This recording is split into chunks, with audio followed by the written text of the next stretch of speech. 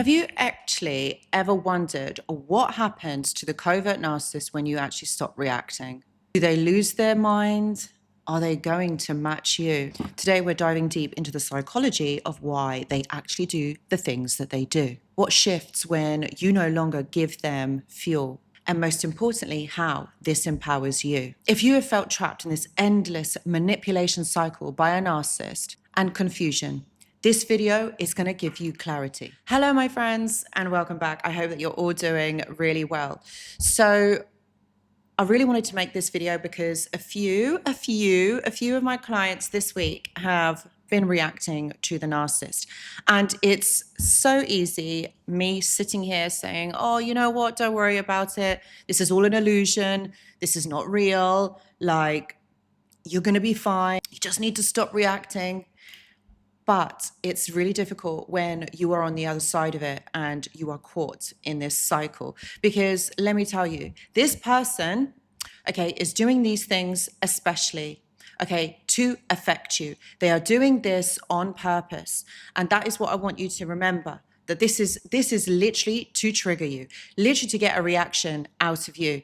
Now, we're not going to allow anybody else to do that to you, okay? Least of all, them. All right, once you understand what really is going on here and why this person is doing this, it will be so much easier for you then to be able to control your emotions and see this from a different perspective. You can see it because you're going to be detached. And this is what I really want to talk about in this video. I'm going to unpack the psychology, the dark psychology of this covert narcissist. And believe me, once you understand these tactics, it's going to be so much easier for you to understand what's going on and then to be able to remain detached. Okay, so let's get into the video. Why reaction is their oxygen. Okay, so let's start here, okay? Narcissists thrive on reaction. All right, you have to understand that this individual, okay, is really, really concerned with the way that you react, your triggers, the way that you emotionally respond to something that they say. And the reason why it is so important to them is because when you react, whatever way that would be, positively or negatively, they know that they have a hold over you. They know that you feel something for them, whether it's positive or negative, you feel something for them. These are individuals who don't naturally feel, they don't have that empathy, okay? So they're not able to understand emotions the same way that me or you do. And here's the key. The fact that they are not able to understand it, they can read you, don't get me wrong, they can read what you are going through. They are unable to understand it.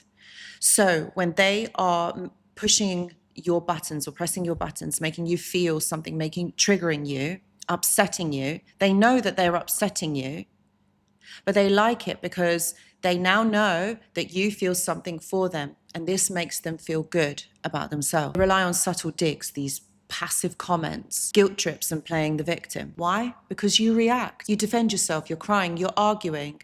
It's making you react in some way. And that's what they love. They love this because it means that they are important. In your eyes, they are important. And what they don't understand is actually that they are killing the relationship, they're killing the connection in some way. But for them, it means that they matter to you. And this is where their sense of power comes from. So what happens when you stop reacting? Now, here is where it gets interesting. What happens when you cut off their emotional supply? They will escalate. They will try harder. They will try harder to get a reaction out of you. They'll be pushing your buttons, picking fights, trying to have arguments with you, using old guilt trips, the old script that used to work. And this is called an extinction burst. Think of it like a child basically throwing a bigger tantrum when you stop giving them candy. Number two, what they're going to do is they're going to start playing the victim. They're going to start saying how all of this has affected them, how hard done by they actually are. They shift a gear and they're like, poor me narrative. They'll probably say how cold you've been to them, how awful this all is, and they're trying to get sympathy from you because what it does is it lowers your guard and you're more likely to soften and be nice to them.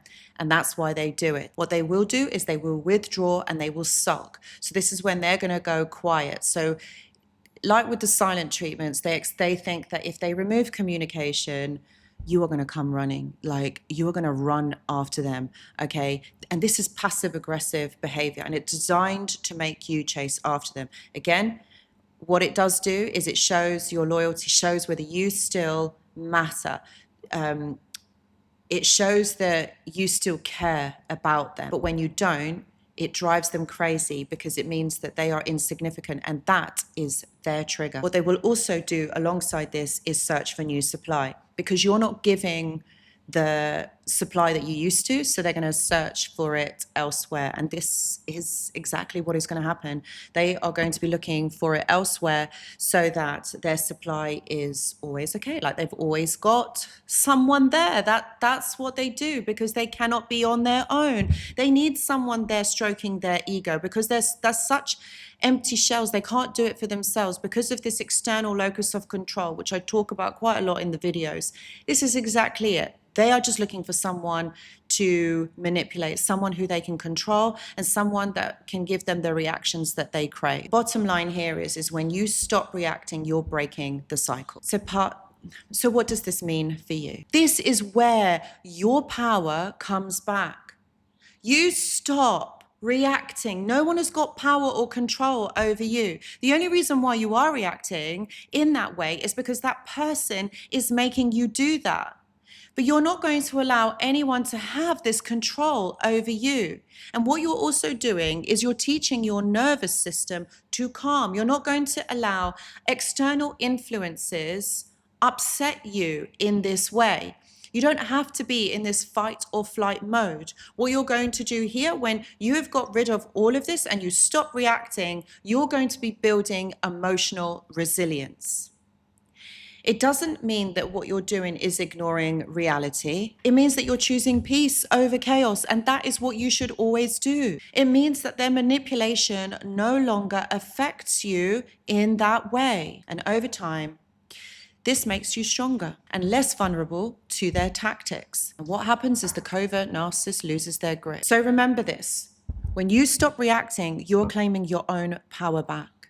And this is what is important. People who are causing you to feel triggered, you to behave in a certain way, well, there's a reason why that person is doing it all the time, why they are bringing chaos into your life. There is a reason for that.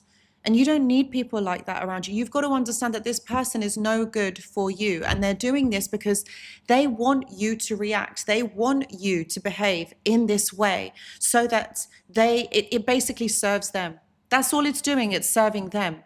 And you're not here to be an emotional slave for somebody, regardless whether you have children, whether you have assets, whether they're your family members. You are not here to serve another person. Okay, this is about having boundaries and being able to maintain control over your own emotions. People who do this are toxic, okay? It's because they are unable to regulate themselves. So if they make your life miserable, because it's not going to be happy, believe me, it's not going to be a positive experience. If they make your life miserable, then they are happy.